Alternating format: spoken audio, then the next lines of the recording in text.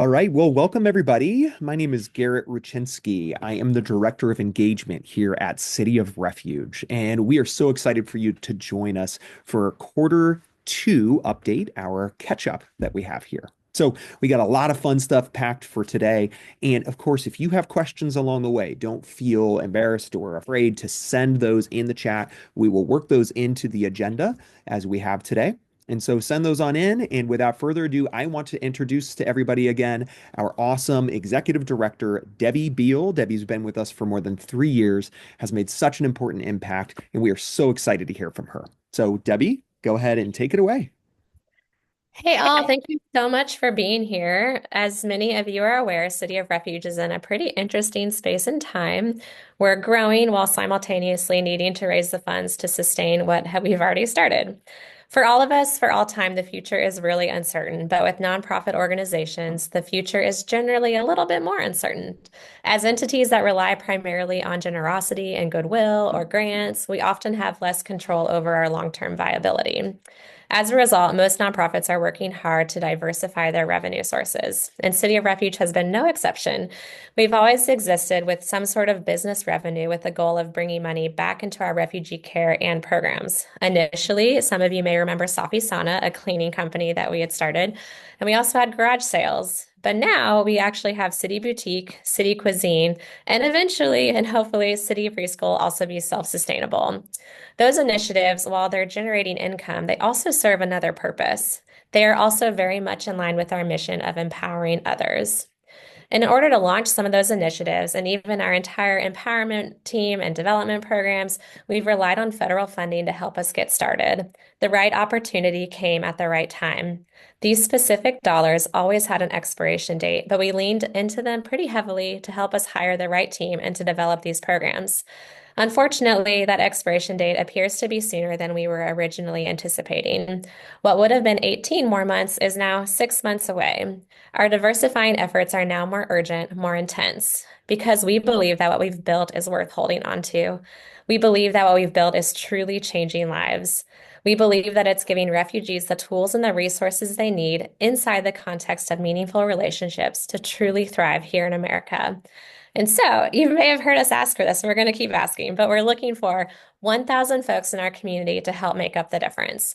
1,000 people giving $50 a month. Did you know that's actually only 0.8% of our entire city population here in Columbia, Missouri? But we're also looking for ways to increase our boutique sales, to get more city cuisine catering orders, and to roll out more fundraisers to reach more people. That's half the battle. Letting more folks in our community know that City of Refuge exists and that thousands of refugees from all over the world live here too. The goal feels lofty, but it also feels attainable. In just 6 short weeks, we've had over 100 folks sign up to either begin giving or increase their monthly donation. Just 900 more to go. It's totally doable. We've also had several incredibly generous one-time gifts from various individuals, and many local churches and organizations and communities have stepped up to give and to find ways to help. We actually just had a church give $39,000 over 2 weekends of asking for help. It's really incredible. And right now, we actually have our poemathon going. So we have 30 individuals writing poems every day in April, and they're raising money through sponsorship. So we know that we're not alone in this. And for that, I'm so grateful. City of Refuge cannot be about one person's initiative. It's never been who we are. We only are who we are today because together, our city came together to provide refuge. Meanwhile, the federal funding challenges have had other more immediate indirect impacts on us, and I guess direct now, which we'll talk about more later. But I want to take this time to introduce Paul Costigan, Missouri's Refugee State Coordinator at MORA, which stands for the Missouri Office of Refugee Administration. And Paul can correct me on that. I don't know if those acronyms are right, but Paul and I met a few years back, and he and his team have been really instrumental in partnering with City of Refuge. I asked him to join this call today specifically to share more about the landscape of refugee resettlement on a national level and a state level and how that's impacting us here in Columbia. So, Paul, take it away. There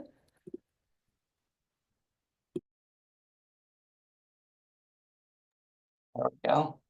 Can everybody hear me now?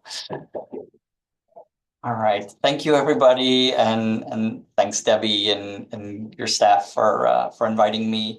Again, my name is Paul Costigan. I'm the State Refugee Coordinator for Missouri, a position I've been in since 2018 when the state of Missouri decided to leave the administration of the state's refugee program, and that was turned over to a nonprofit, which I'm part of, which is the International Institute of St. Louis, and we've carved out this MOORA, Missouri Office of Refugee Administration.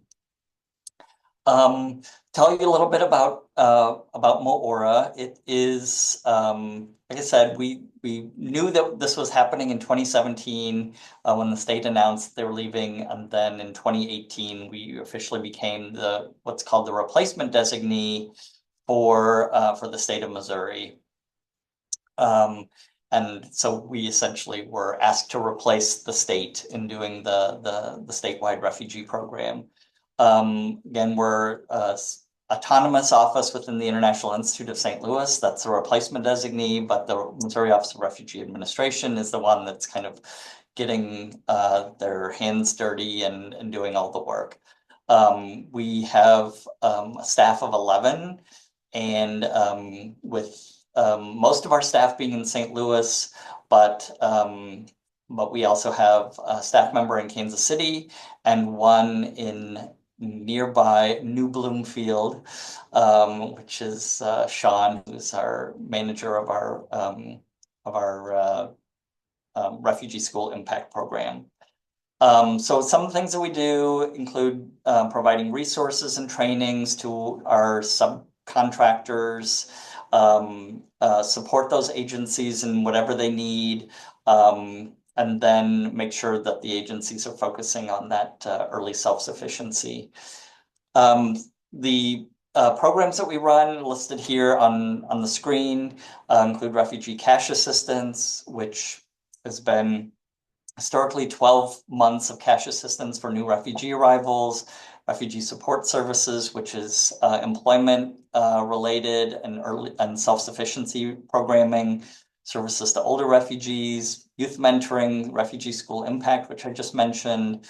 There's a refugee temporary assistance connection, which is trying to help people emerge from dependence on TANF, refugees specifically. And then there are refugee medical assistance and refugee medical screening, which are run by a partner agency, USCRI, which is the medical replacement designee for the state. All of this stuff really comes out of the passage of the Refugee Act of 1980.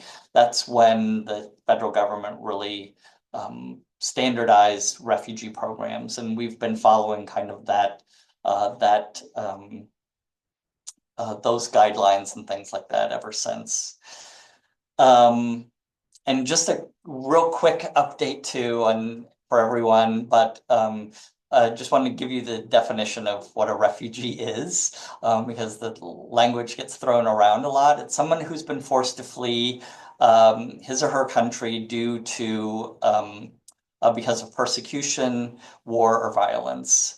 A refugee must establish a well-founded fear of persecution based on race, religion, nationality, political opinion, or membership in a particular group. So sorry, I had to read that off the side because it's a long definition, but you can see that it really are people who have had to flee their home country due to certain conditions that are happening in their country. A little bit about statewide arrivals. So already this fiscal year, which begins October 1st, we had 1,225 people arrive through standard refugee resettlement. That's a federal program. Of that number, 58 of those were children, and 118 of those were people that had a serious medical condition. So there are people that come through that really need a lot of extra attention when they come to local resettlement agencies.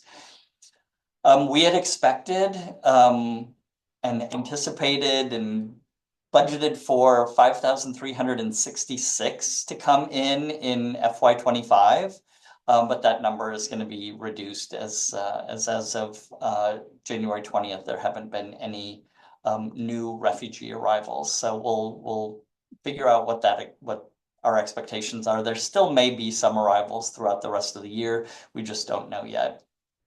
And then in FY24, which we just finished on September 30th, there was 4,476 arrivals, and that includes not just refugees and special immigrant visa holders, which come from Afghanistan and Iraq, but also parolees and any number of other people who came to the state who were eligible for OR services. And then you can see kind of how those numbers were in 23 and 22 and 21 and way back in 2016.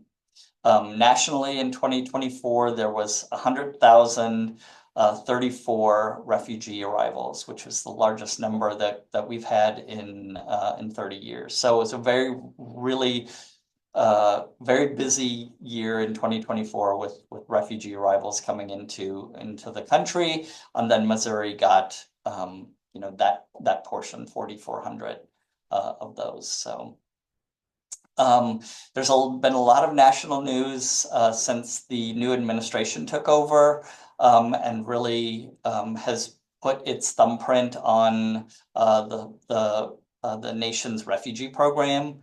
You can see these just kind of a timeline of some of the things that happened. The executive order on January 20th, which was called Realigning the United States Refugee Admissions Program, which put a temporary suspension on refugee arrivals.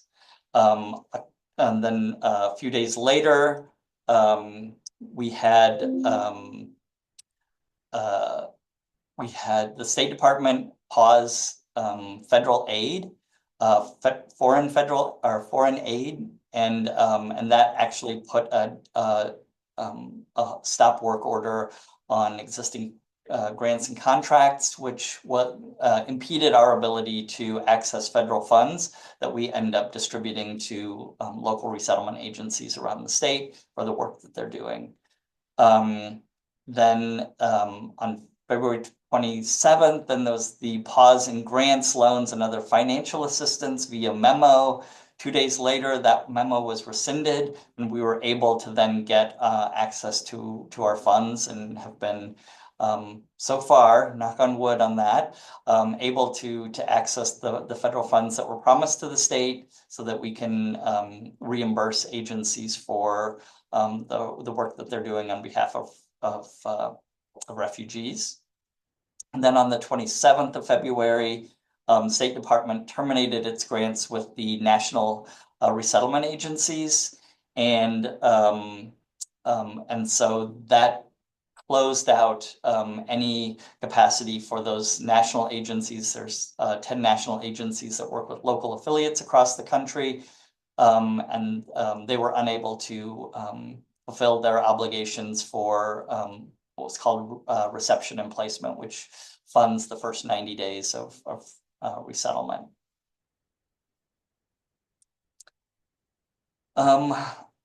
So also the State Department is preparing a selection process to create a new national agency or select a new national agency.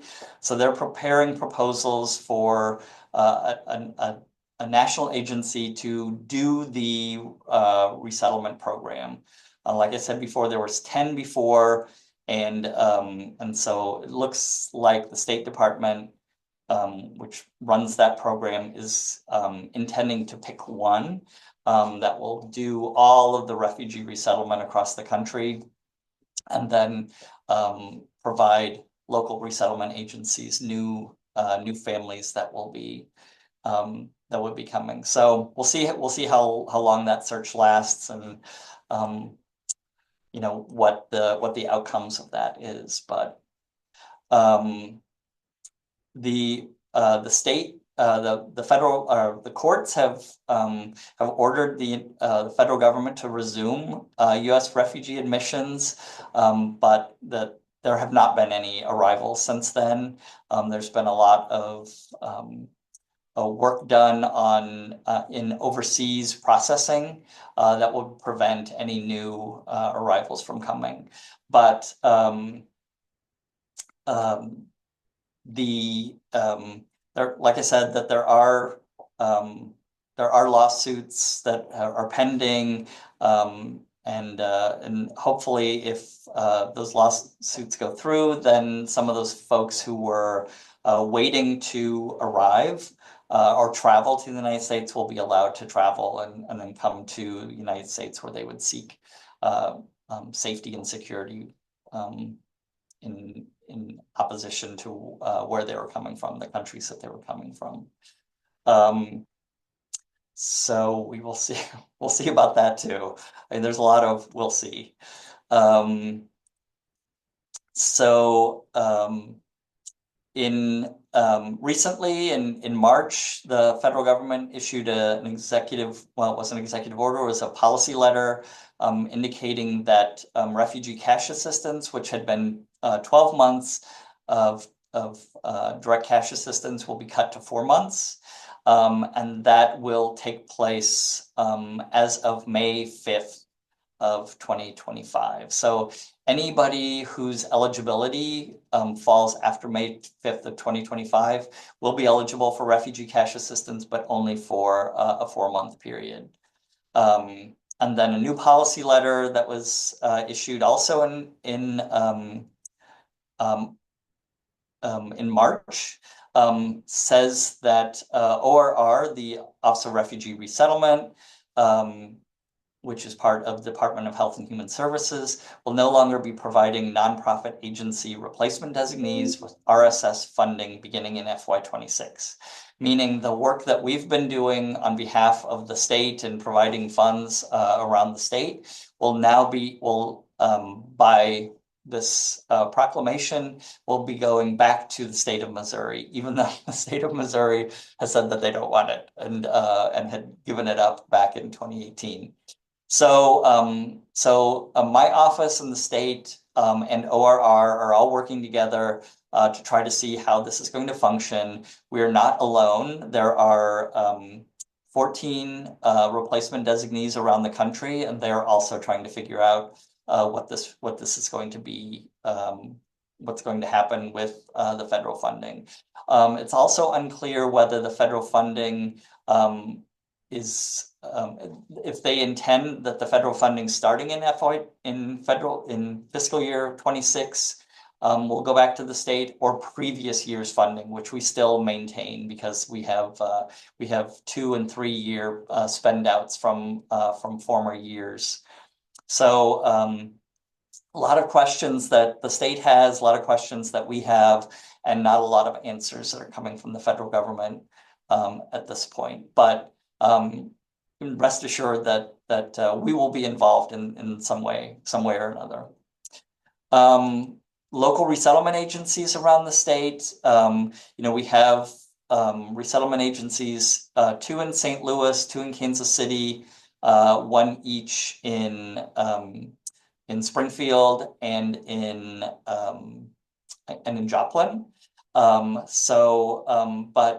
due to all these changes that have happened since the beginning of the year, local resettlement agencies have had to reduce staff, which has resulted in longer wait times for clients seeing caseworkers and social workers and medical experts and things like that, and quite a bit of overtaxed staff who are now having to do the jobs of colleagues that have been laid off.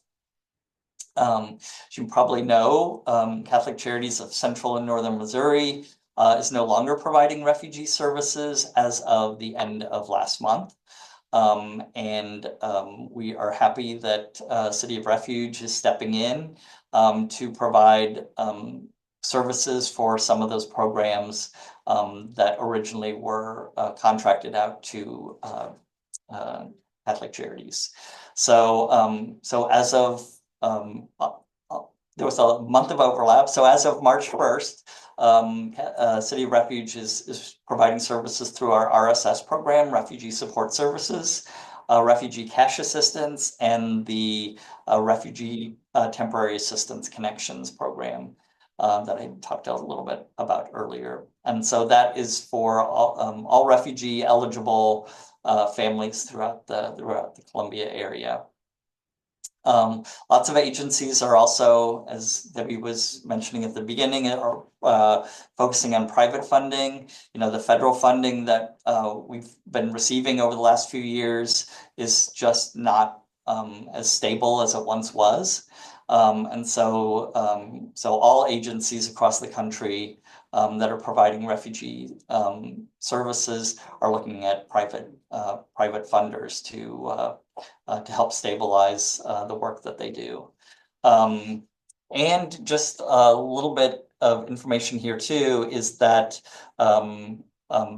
before the ban on refugee resettlement, between October and January 20th, more than 1,200 refugees arrived in St. Louis. And so we can't forget them and the fact that they are completely eligible for services, and the agencies that provide the services have the responsibility to provide them the services as best they can.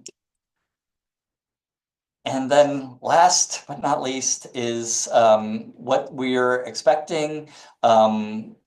Suspended immigration benefits for humanitarian parole, including those who came through Uniting for Ukraine. We don't know when that will happen. There was a memo that came out on Friday and then a correction indicating that Ukrainians would have to leave within 7 days, but that was rescinded a few hours later. Lots of information on the cancellation of the CHNV program, which is Cuban, Haitian, Nicaraguan, and Venezuelans. They came over as part of a sponsorship program in the last administration, and that parole program has been suspended, and most of those folks who don't have other categories or statuses are being asked to leave within 30 days. So, and that 30 days happens actually in a couple weeks. It's in April. So we're looking for possible end of parole for Ukrainians, realigning of the United States Refugee Assistance Program, and then returning those programs to the states. So that is, in brief, all the stuff that is happening now. And as I was talking to Debbie before, things are changing all the time. There is a great website that everybody can check from Church World Service, and they have a daily blog of all the things that are new. I go there every morning and see what happened in the previous day. I'll put that in the chat in just a second so everybody can take a look at that. Oh, there we go. Debbie knows about it too. So yeah, this is a really good resource of source of information. So, and I'd be happy to answer any questions that I can. And please use the CR code there to sign up for our newsletters so you can get additional information as well. Paul, thank you so much for coming on here and speaking. And like Paul said, any questions, go ahead and send them in the chat down here, and we'll curate those. And Paul, if you're still able to stay on with us, we can make some time and run to those again. Awesome. Okay. Well, Paul, thank you so much. So next thing we are going to have is an update from our friend Brita here. Brita is the Director of Communications, and she has so much to tell you. So Brita, go ahead and take it away. Awesome. Yeah, I have an update just on, we're going to go through a series of program updates, but starting with volunteers and interns, we've had an incredible just outpouring of support of people that want to be involved in what we have going on here in a variety of ways. So we've got college age students, high schoolers, even retirees, stay-at-home parents that just have time that they want to use here. And that could be just like an hour a week or every other week. And some it's like multiple hours every day. So it's been really, really sweet to see. You can see the numbers here on the screen. Those are our totals volunteers for 2024, but then in 2025, we've already seen 254. Oops, I think I'm sharing the wrong screen. One moment. Let's see. Hold on. I'm responsible for this. So if you see any hiccups in what's being shared, that is You're doing me. great, Brita. Brita's How is running it? both Can you see it now? slides and this. Not yet. Garrett. That's all good. One second. Gotta go to all the right screens. You know how it is. And there we go. Amazing. Okay, Yay. we can see it Thanks, now. Brita. Amazing. Woo. So this has the numbers of our interns for this semester, which is already like 14 in the spring, which is awesome. So I'll be starting to hire for the summer. And each semester we have interns that invest a lot. But then you can see also the numbers of volunteers that we already have that have been involved in weekly programming. Yeah, that doesn't include any like of our event volunteers, or like this morning we had a group of about 12 come over and do a bunch of yard work and things like that. So these are just numbers of people that are regularly engaged in our programming. So it's about 220 weekly volunteers, as well as some others sprinkled in here and there. Here's a picture of some of our lovely volunteers from yesterday. And yeah, so we're just really grateful for all of the engagement that's been happening so far. And we also are seeing a lot of people that are engaged in a variety of ways. So we have one volunteer at our front desk who started probably about 8 months ago, and she just wanted to be involved in a way that was directly speaking with refugees that we serve, and seeing just also what we do. And it's been cool to hear just her stories of seeing the kinds of situations that people are bringing in the doors. They might have just like a document that they bring in, or they might be carrying a really heavy decision that they have to make involving someone at the hospital. And they're meeting with our care coordinators in a really just like supportive and trusting environment, which is very cool. And she, this volunteer, has also expanded her support by becoming a monthly donor, just because she's been able to see how effective the work that we're doing actually is. And she wanted to be a part of it in a different way. And so, yeah, we're just really grateful to see continued investment and a variety of investment from all sorts of people here in Columbia and beyond. So.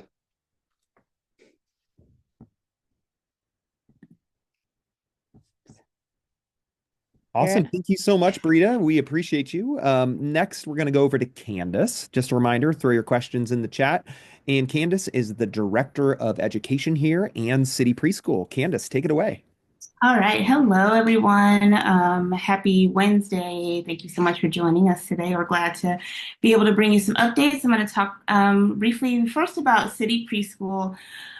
Man, we are just growing by leaps and bounds. It's really awesome to hear the kids playing and having fun, and we're adding students. We're up to 16 students right now. Some of those kiddos are here. We have 3 that are here Tuesdays and Thursdays. They ride the van when their parents come to our English classes on Tuesdays and Thursdays, and then lots of other kids from all over Columbia and other children who are here as their parents are doing English class, but also development classes, computer classes, all of those kinds of things. And so we're just really excited to hear, oh, sorry, probably a motorcycle outside of my window, sorry. But really excited for the growth there.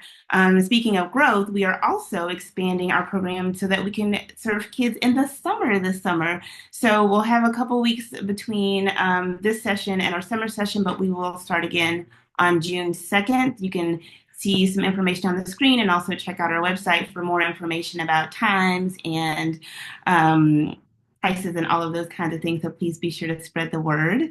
And then with an additional program and hoping to add a classroom in the fall, we are also hiring. So we will need for sure at least one teacher's aide, maybe another lead teacher or 2, and then substitute teachers, because sometimes teachers get sick or their kiddos get sick, or they maybe just want to have a day off or need to take some time away. So we have one super dedicated, amazing substitute right now, but I would love to grow that list so that I have kind of a rolling supply of men and women who are happy to come and hang out with our kiddos for a few hours each day. English has been amazing. It has also just exploded in this last year. We are up to just over 40 students who are coming from around the world and learning English and all of the things that the doors that will open. We're just really excited about that. So we're still happy to have our partnership with the Excel Center, which is where more of the traditional NC classes happen. And then here at City of Refuge, the development team is doing a phenomenal job of facilitating computer English classes. And so we have been able to add another partnership with First Last Mile, which is a valet service here in town that provides transportation back and forth between homes and school. So while we still transport people between here and the Excel Center for those that two-level class, they are actually now, as of this week, picking up folks from their homes and bringing them to school, which really opens up use of our vans and our drivers for some other things. So we're so grateful to Lester Woods and to Miles Gibson for providing us with that service. And because they consider English and these programs basic needs, they're doing it free of charge. So we do not pay anything to get this service. And we're just incredibly thankful for what they are doing for us.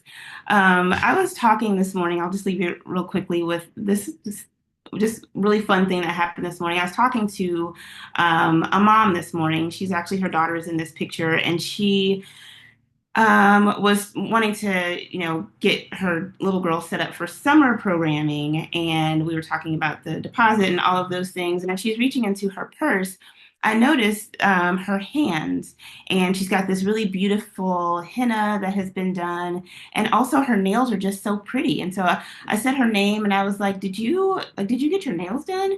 And she's like, "Yes," and her face just lit up. And I was like, "Did you go to a salon to get your nails done?" And she was like, "Yes," and her face got even brighter.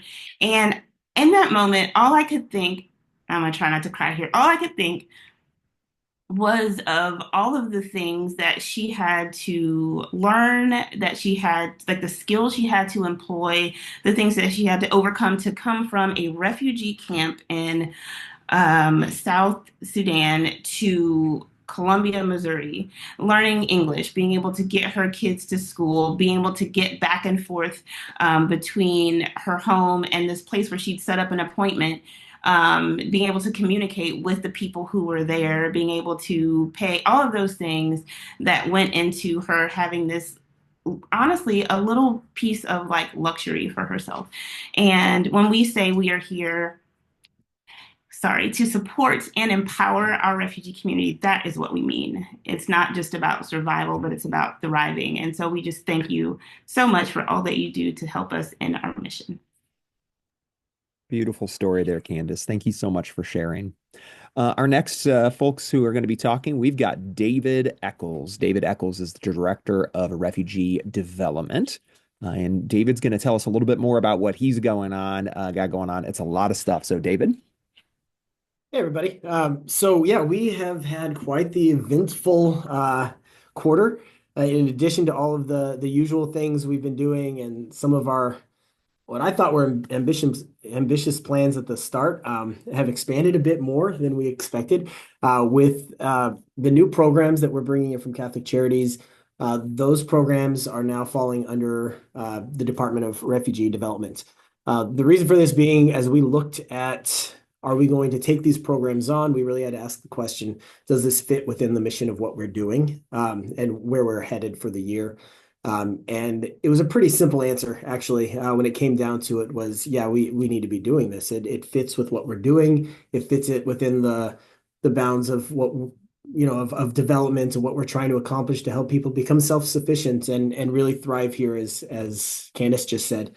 So that is something new we've taken on. It's been a lot in a very short amount of time.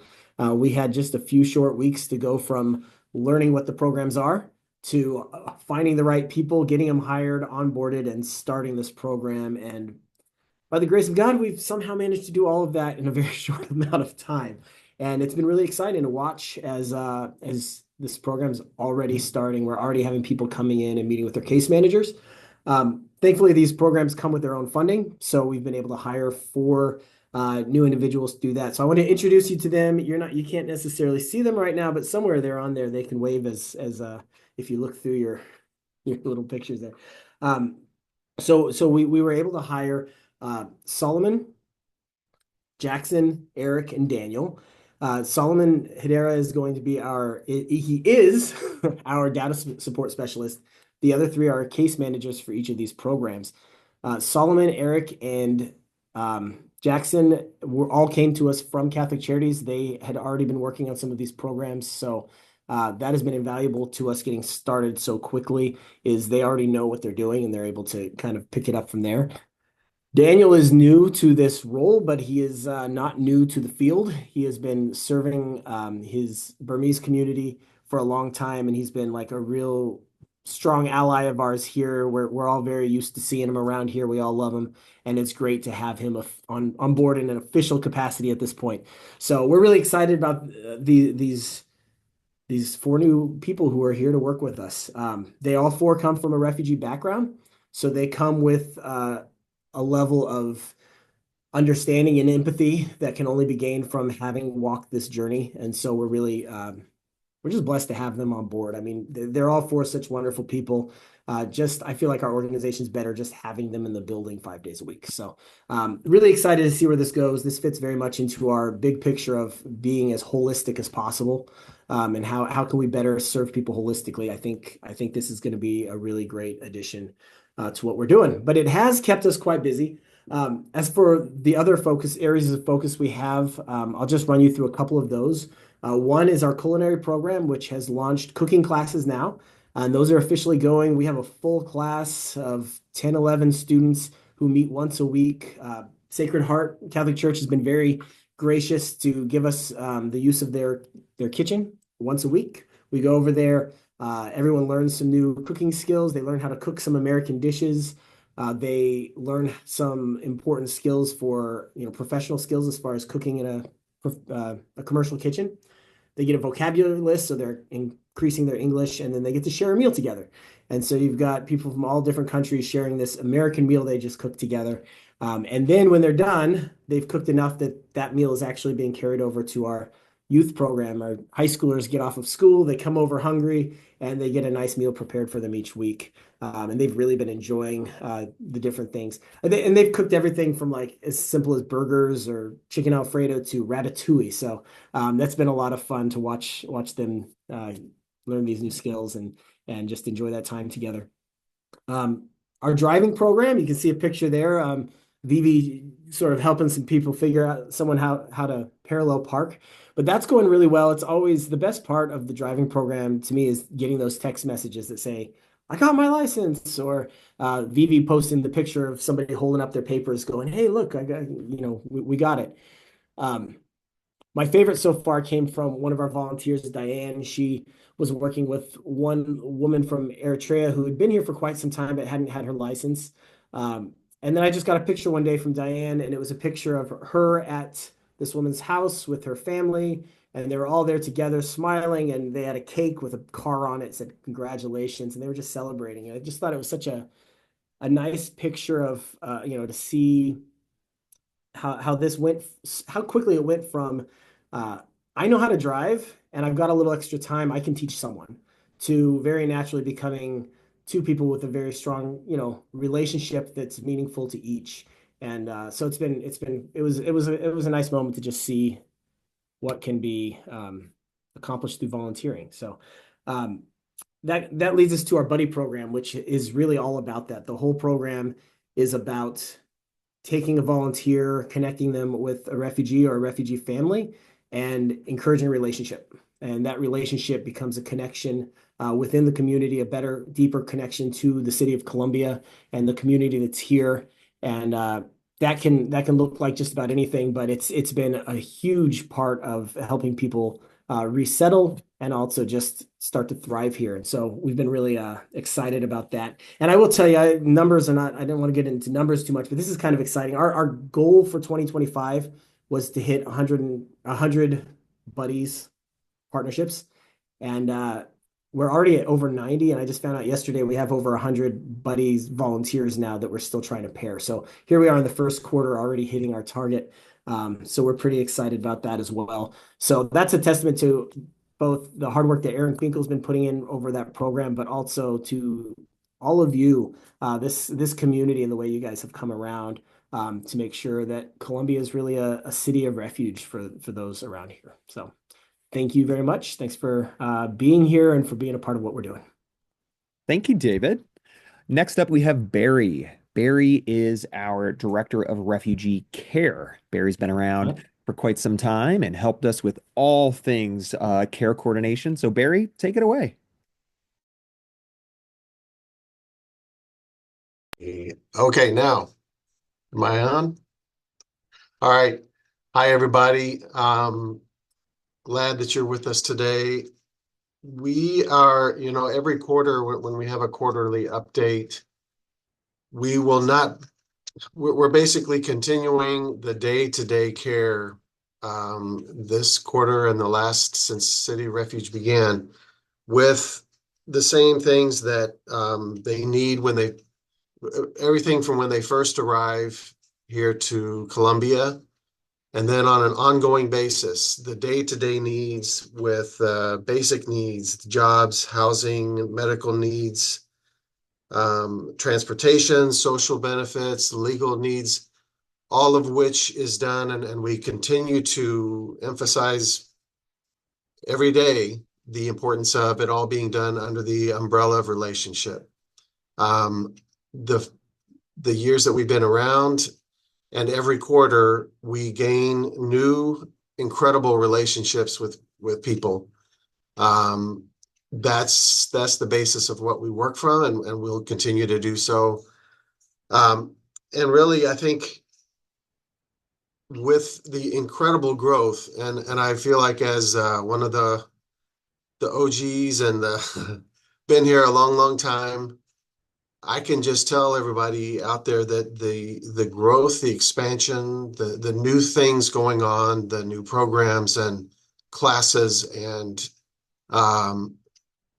so many things that David was talking about, and as he said, by the grace of God, it's astounding. And I just want to throw out that having been here for a very long time, Lori and I both, the things that have been happening here at City of Refuge are incredible, and we thank God for it, and we thank the incredible work that Debbie has put into it, and so part of what is growing in our department is that mutual communication with all the other people that are here and all the other things going on. We want to make sure that along with caring for the day-to-day needs, the court cases, the car accidents, all the stuff happening, we continue to flow back and forth with all the other areas in this building that are going on, so that the goal of,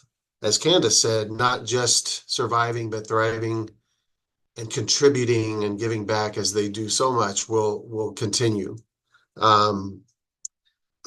I'll just tell a story real quick about one family. This is one family that kind of illustrates what we're doing this quarter and every quarter. I'll just call them Toure. That's not the real name, but they moved to Columbia in July of 2020 from New York. They were having a very hard time out where they were. They wanted to be with friends and family, so they moved to Columbia. They lived with friends at first. Within 2 months, we had helped them find a job and their own apartment, which required furniture, required setting them up with utilities. They were responsible for mowing the lawn, so we needed to get them a lawnmower and show them how to use it. Through the years, multiple medical, dental appointments. I was just paging through the cases that are described in there, and there's many times of so many needs that they did not know how to navigate through, and we helped them do that. In the meantime, growing in friendship and relationship with them. They wanted their own house as soon as possible. We kept trying to do that. We kept various means, and it wasn't happening. We found them temporary housing. In the meantime, the wife had a serious car accident that they needed help navigating through the insurance issues, the claim, the police reports, replacing the car, on and on and on. Well, they also got set up. We helped them get set up with their own garden, voter registration, social benefits, soccer scholarships, school registration, getting things from the pantry. This is just one family that we're talking about. They are also thankfully enrolled in the classes, in English classes and other classes that are going on, so that they can continue to develop and be able to do all these things on their own, more and more someday. But that's one family of hundreds that come through the years, thousands, that come through, and they need our help. And we are so blessed to be able to do that. I'm really grateful for Lori and Emily and JJ. We're the four care coordinators, as we're called, and they're working very hard. We're really grateful to have this opportunity. And that's pretty much my update for the care coordinator. Thanks, Barry. We really appreciate the work you guys are doing in care coordination. The next person to join us will be Sandy. Sandy Eccles is our family support liaison. She does a whole broad group of things in this area. And so, Sandy, take it away. Hi, everyone. I want to share something from our citizenship class that's been running for a few weeks now. And it's just been such a fun experience to be in this class. We have 11 students and an amazing teaching team. I'm going to call them out: Pat, Donna, Lynn, Fred, Wedge, and myself. So we have 6 different countries represented in our class, and we're all coming together with one goal: to help people become U.S. citizens. It's been a powerful experience. Every week we meet together for 2.5 hours to witness the mix of cultures and languages and dreams coming together. I want to talk about at our very first session, Pat kicked off the class with the documentary called Out of Many One. You can see it on Netflix yourself. It's only 20 minutes long. But this phrase is taken straight from the seal of the United States, which is E pluribus unum. It's one of the core values of our country: out of many people, one. And honestly, every week in our class, I get to see this. I get to experience this. All these different backgrounds, languages, cultures, people coming together for one united purpose, and to be one people, to strengthen our local community and to strengthen the United States as a whole, as we keep bringing in more voices, more people, and more experiences. As someone who's gone through this process of naturalization myself, I feel very lucky to have this opportunity to step into this role, to walk alongside people and see them and celebrate with them as they become future citizens of our country.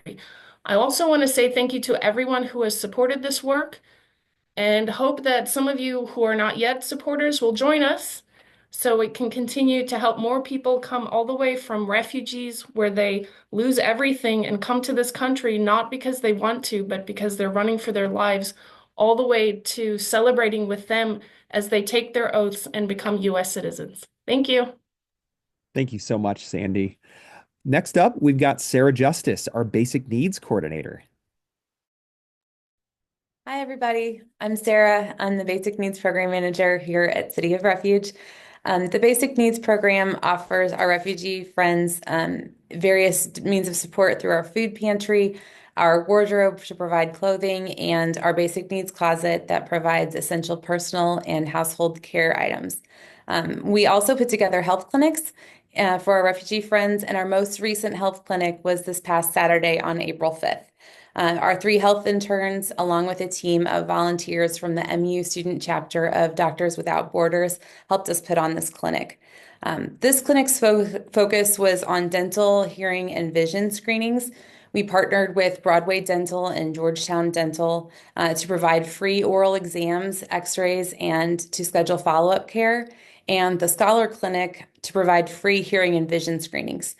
We were able to provide these screenings for 55 of our refugee friends from 7 different countries. We saw families come together. People brought their spouses, their children, their friends. And for many, this was their first opportunity to receive this type of exam and care. We were so happy to see people smiling and getting relief for dental issues scheduled and getting prescriptions for glasses to see better at work and school. With this week, we are following up with our appointments through our generous providers and working with our care coordinators to get our friends seen. And we continue to establish partnerships in the community as we offer more of these clinics with different areas of focus for care in the future. So if you are interested in participating in a clinic or supporting our Basic Needs program through a supply drive, please contact me here at the Basic Needs program. And thank you again for your ongoing support of these important programs. Thank you so much, Sarah.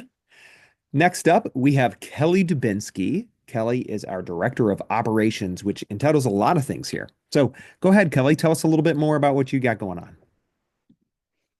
Hey everyone, hope you guys are having a good day. Like Garrett said, my name's Kelly. I'm the Director of Operations here at City of Refuge.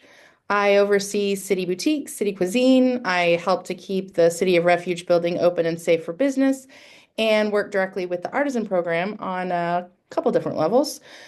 In regards to City Boutique, we set some pretty large goals for 2025, and this first quarter has us on track to meet those goals this year, which is pretty amazing. Through that continued support of City Boutique, either from our donors with the donations they bring to our shoppers, I like to think we offer a fun and vibrant store that supports sustainability and also promotes City of Refuge at the same time. City Boutique also offers a boutique line of handmade soaps and candles and loose leaf teas. So stop by and try some of those out as well. Speaking of stopping by, if you have some time tomorrow evening, please join us tomorrow, Thursday, April 10th from 5 to 7 at our Sip and Shop event. This year's event is a collaboration with City Cuisine and Les Bourgeois for an evening of shopping, eating, and drinking. We're going to be bringing out a selection of high-end clothing, shoes, and accessories that we've been saving. We're going to open up City Cuisine for some delicious fusion food and host Les Bourgeois on our campus as they serve their local handmade wine to guests. So help us raise money for our mission of relational refugee care and have fun sipping and shopping and eating all at the same time. The City Boutique line that I was talking about of handmade candles and soaps are produced by our Artisan program. Now, this program provides a space used to build community and entrepreneurship, and Stephanie Nichols is our Artisan Empowerment Specialist. She partners with volunteers to offer sewing and crafting classes that function as a form of art therapy, as well as business entrepreneurship opportunities. The Artisan program is also used as a launching pad for our global artisans, which are comprised of 10 ladies from the ages of 10 and up who create items to sell under their own brand. And these items are all on display and for sale at both City Boutique and the shops at Sharp End. Last year, through the Artisan program, we helped 5 artisans learn to independently sell their creations at markets, which is pretty awesome because you're having to work with them getting used to like Square or different ways to accept cash to be able to interact with the community. So that's really important. We had over 30 ladies attend crafting and sewing workshops and hired 8 different teens to work on our City Boutique line. Stephanie's goals this year include starting a Congolese sewing class, implementing more English skills into classes, and learning more about mental health. City Cuisine, our food truck, is open and ready for business. Supervisor Nathan Lair he started off 2025 by perfecting our box lunch and catering menus. So you've got offerings like Moroccan chicken and rice, handmade gyros. There's so many good things that he's created. These offerings are available online to view and order right now. So visit our website and place your order for your next party or event. Also visit the City Cuisine food truck and our outdoor breezeway patio that we've created. Super proud of that. 11 a.m. to 1 p.m. every Tuesday and Friday for our Taco Tuesday and Fusion Friday lunchtime offerings. Got things like our banh mi smash taco, tahini burrito, and so much more. So please join us out there. We are currently actually now accepting applications for people interested in working short part-time lunch shifts and limited catering shifts with City Cuisine.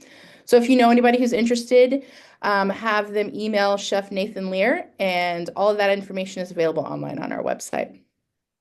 Lastly, looking to the future, mark your calendars and join City Cuisine in May for our Cinco de Mayo celebration on Monday, May 5th. You get to sample some of our delicious fusion tacos, chips and homemade salsa and guac, and so much more. Nathan is like planning a big bash. So stay tuned for more details as we get closer. Ultimately, thank you for supporting all of these opportunities. Every purchase, it's not just, a purse that you're buying in the boutique or a taco that you're buying on the food truck. You're making it possible for us to sustain and grow our organization in, as you've heard, about a million different ways. So keep stopping by. Thanks so much, Kelly. We're so appreciative for what you and your staff do in your department. Lastly, without further ado, I got a couple updates from myself. Like I mentioned, Director of Engagement. So I'm trying to get people engaged, everybody around us to say, hey, how can we get involved? So first and foremost, you've seen there the Eat at City Cuisine, Shop at the Boutique, give monthly, attend events, share. So in the chat, I have thrown some of those links. If you see something that you like, click on it, share it with friends. We are going to also share this recording with our newsletter that is going to come out soon. If you need to sign up for that, we'll also throw the newsletters actually in that chat as well. So if you want to hop on there, you can do that.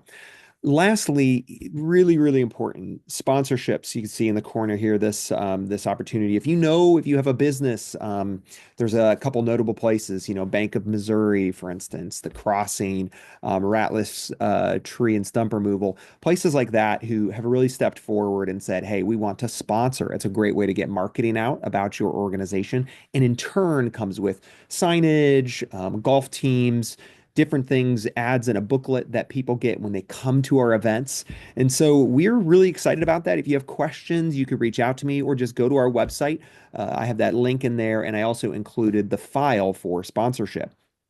Another thing to talk about real quick is the summer market. Speaking of events, every year we do 2 markets now. Last year we had up to 50 vendors. These are local and refugee vendors side by side. About a third of them were refugee. And you come to this location, we're right across the library, and our whole center, our whole kind of land area here has tents. We have live music, food trucks, coffee trucks, drinks. It's a huge fun thing for the family. It is free to attend. There is a suggested donation, but you can attend for free if that's what you need. And we would love to see you out there. Again, sponsors are facilitated. So our upcoming one is our summer market. We got lots of little cards here for that, but mark your calendars for June 20th or just go to our website. You'll see it's posted and pinned at the top. The summer market, click on that RSVP if you're interested or if you're going. It's a great way to spread the word. This is generating hundreds of dollars for each of our refugee families, many of which who also send money back home to help struggling family members in camps or parts around the world. So we are really looking forward to that. Like we mentioned, again, Sip and Shop is tomorrow night. So those are some great ways to get involved. Lastly, we get a lot of questions about what does it look like to tour City of Refuge. I conduct a lot of tours. We did over 100 last year. I also go out and speak and present off-site. So if you have a group, a Rotary Club, a church, an organization, I am more than happy to come out, speak to your business, pass around my name, and in the link you'll see there, we posted tours. I'm more than happy to come out and work with you. So just reach out to us. We can coordinate that. I also have a scheduler that you could pick a time that works for you. And it's just a great way to tell people about how they can get involved with us. One last thing we also forgot to mention earlier, we do now have these brochures for that program that Kelly was talking about for cuisine, for box lunches and catering. So if you want to pick some of these up, we have plenty on site. It's a great way to get these out to your organizations you're a part of. Put it on the work fridge and be like, hey, why don't we do this? It'll raise funding for our refugee population. So we are finished kind of with our updates, and I'm heading down here to any questions. We got about a minute and a half left for questions. Anybody have any questions? Throw it on in. We haven't had any up to this point yet. This just means we're so clear and concise with our communication. We, There's absolutely no questions, or there's just no way to answer all the questions everybody has. Well, I just want to say thanks again to Paul for coming and sharing. And please don't hesitate. We want to be as transparent as possible with all of the issues that we are facing and all the challenges and all the exciting things. I don't know about you guys, but I got a little teary-eyed listening to all of our program updates, just We have a really great team, and they really just love the work that they do, and they're definitely not doing it for the pay. They're doing it because they're passionate about the people. And so thank you all for the work that you do, and for all of you who are supporting it. And yeah, it's just we couldn't do it without the city and without people who really love other people. So yeah, our theme this year is love your neighbor, and so we are working really hard to do that and to invite more and more folks into that. So thank you for being a part of it.